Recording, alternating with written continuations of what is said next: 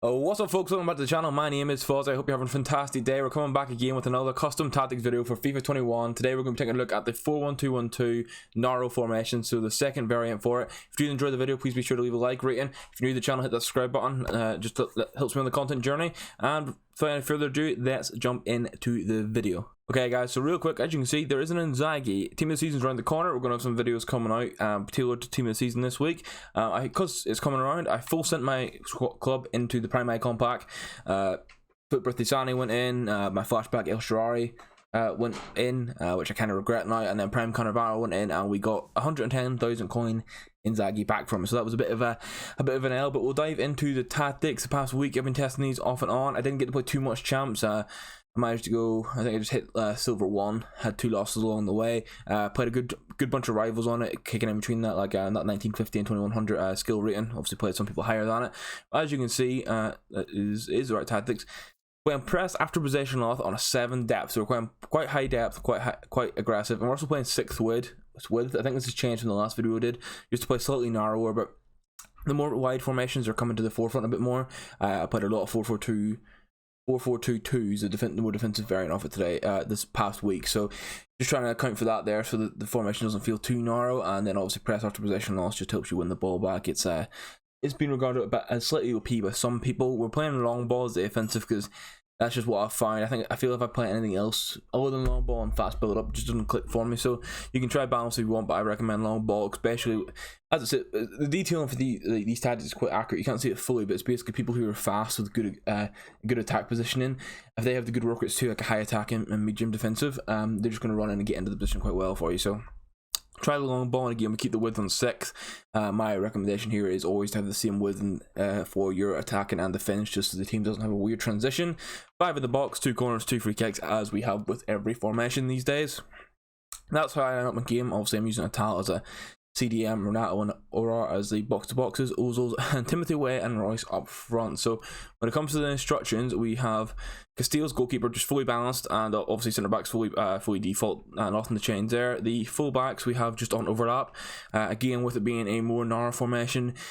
I want them constantly on the overlap to give the width. If I play them mixed, they may do some inverted runs, and obviously you're not going to play inverted because then that just makes you very, very narrow. They got forward quite well for me, often in a lot of good positions on the edge of the box. They might cut passes back or do those OP back post crosses. Now, the more interesting tactics come into the middle of the pitch. We look at Atal, who is on cut passing lanes, stay back and cover centre. This is your out and out defensive midfielder. I have used Renato Sanchez there. He can play it. The likes of Vidal would play it well. This formation in general is obviously there's a high lag. You're playing 7 depth and you're playing press after possession a lot. Quite often or not, you find your 2 centre backs and that CDM is all you have left behind. So, and even if you've manually dragged your CDM forward or you've done an L1 pass with him, obviously he's going to go and you're going to have 2 men back. So this formation is very much a confident and aggressive formation.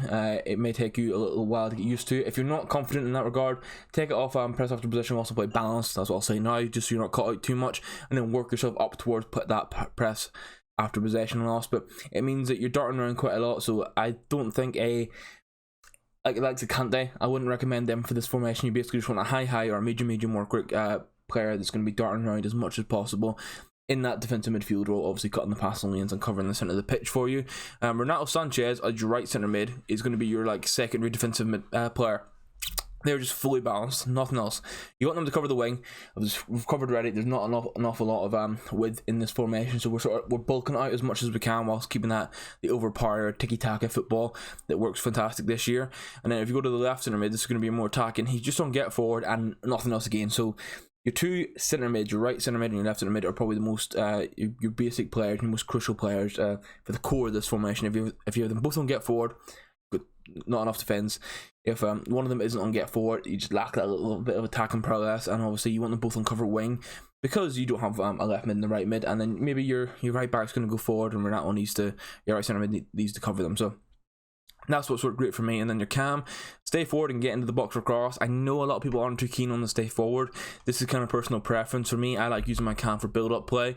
So in Ozo as well, he's got medium attacking and low defensive, so I can basically put him on stay forward and get into the box for cross. He's going to constantly linger. His passing's fantastic, dribbling's fantastic. I can use him for build up with Renato and Aurora, or I can do a little through ball into Royce and Timothy Way, who Way is on stay syndrome, getting behind.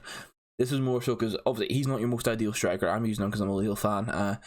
He's got that what if, he went from 72 to 74. He obviously, his actual rating is, I think, is closer to an 85. His stats are closer to an 85, but he's capped at a silver 4 to stay at the silver for the silver stars. If this was a normal striker, I'd probably just have him getting behind, but for that positioning, I just want to make sure he stays central. He doesn't linger too far because his attack position isn't the best. And then finally, your left striker, your most important, just get on behind and let them linger a little bit around the pitch. So those are the tactics for me. As I said, they worked very, very well for me across the board. The only time I really struggled was when I played a verified player in Foot Champs. When I was 9-1, played a verified player. We were 3-2. We're 2-2 down until the 84th minute with 3-2 down. Game finished 5-2, obviously, because I'm chasing at that point. But and he was playing the 4-4-2, the second variation. So you have two centre defensive midfielders rather than the centre mids, and it just sort of cut the formation down completely. And because of that, that's what we're going to be taking a look at next week. I want to see how that defensive wide formation caused such a problem for the narrow formations. Narrow formations this year have been quite prominent. It's either been that or a 5-back. So if there's a nice middle ground for a 4-back that also has width, we want to have a look at that. So that's going to be next week's video. If you did enjoy this one, please leave a like, rate, and greatly appreciate it. Let us know you're enjoying the content. If you're new to the channel, hit that subscribe button, help me out on this journey, and we'll see you in the next video, guys. And as I mentioned at the start, we're going to have Team of the Season content coming up through this week, and also when it starts on Friday. So we're looking forward to that. Have a good day, and I'll see you in the next video, guys. Goodbye.